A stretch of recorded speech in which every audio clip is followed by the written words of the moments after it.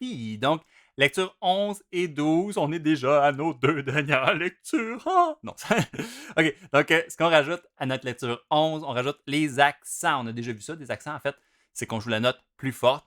Encore une fois, pour la lecture 11, on essaye d'exagérer nos accents. Donc, quand c'est accentué, on le fait très fort. Quand c'est pas accentué, on le fait très doux. Donc,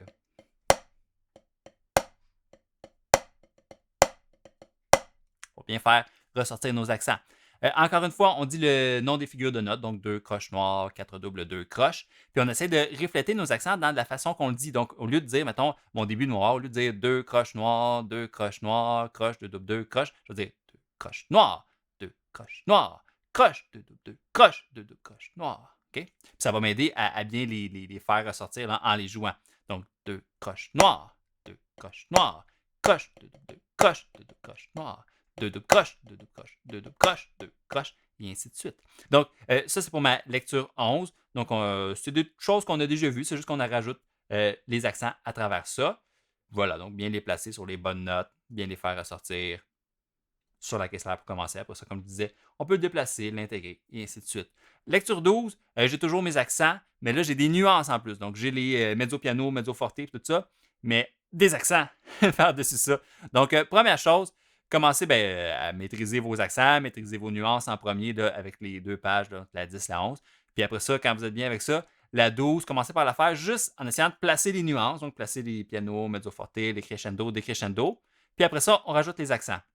Les accents, en fait, dans cette page-là, ça va pas être à chaque fois que j'ai un accent, je rentre dedans, puis à chaque fois que j'ai pas d'accent, je le fais doux, parce qu'on a déjà différentes nuances. Donc, ce qu'on va faire, c'est que quand on a un accent, on va juste aller chercher comme une coche de plus que le reste. Ça veut dire que si je tends pianissimo, donc 2P, je vais chercher un accent, je vais aller chercher comme une petite coche de plus, je vais aller chercher comme P, MP, mon accent. OK? Si je tends forte, mon accent, je vais aller chercher comme fortissimo. Si je suis en fortissimo déjà, puis j'ai un accent, là, je vais aller chercher en je défonce ma caisse claire. Okay? Donc, allez chercher vos accents relativement à où vous êtes. Donc, je répète, pratiquez-le, juste placez vos nuances. Quand vos nuances sont claires, après ça, les accents, vous faites juste les ressortir une petite coche de plus que les autres pour qu'on les entende, mais pas que tous les accents soient forts. Donc, si je suis en pianissimo, puis je fais des accents, ils ressortent un petit peu, mais je ne vais pas chercher